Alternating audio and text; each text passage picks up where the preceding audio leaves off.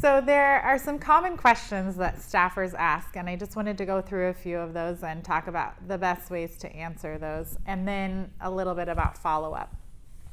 Sometimes they say, well, what about other fermented beverages? Like, are we going to get, does this include anything besides kombucha? Or are we going to get another fermented beverage group coming in and asking for an exemption for themselves too? And the way we generally answer that is just that kombucha is really the only food or fermented beverage that is economically significant right now. So we have good relationships with makers of other products, but that they're not interested in getting involved at this time. And kombucha is highly significant now in the beverage market, and there really isn't anything else that is too. Sometimes people ask, are kombucha brewers going to start brewing higher alcohol beverages now? If we give them this 1.25% instead of 0.5% limit, won't they just make higher alcohol kombucha?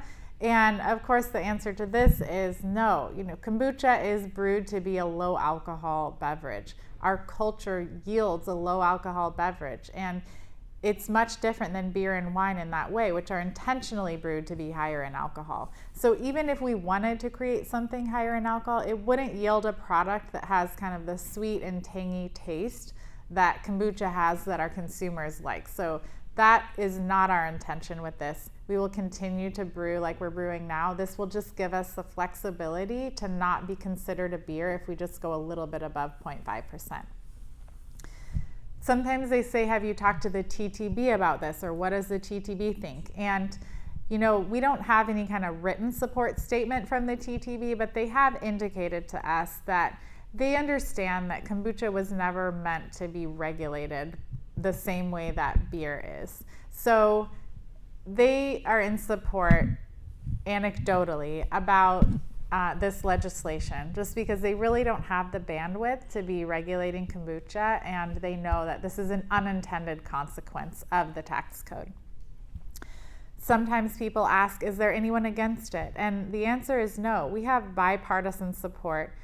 People of all kinds agree that this makes sense, and there really has been no controversy around this legislation. So people can feel comfortable supporting it because such a wide group of people with very different interests support it too.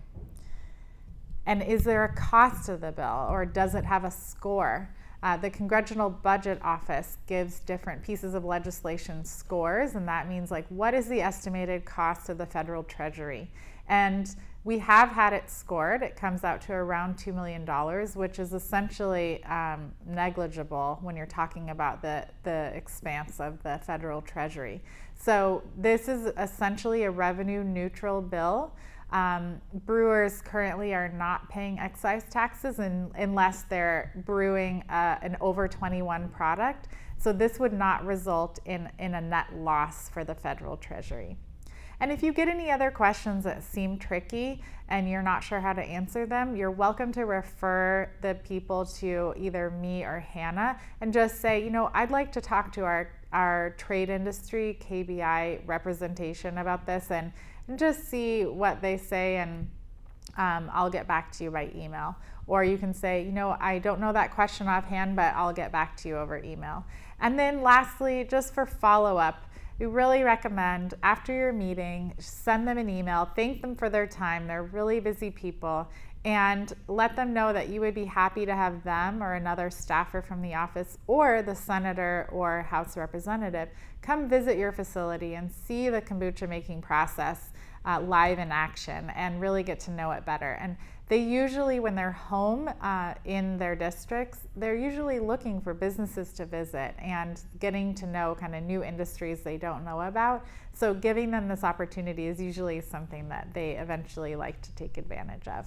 So just a polite follow-up email and thanking them for their time and letting them know you're available if they have any questions that come up.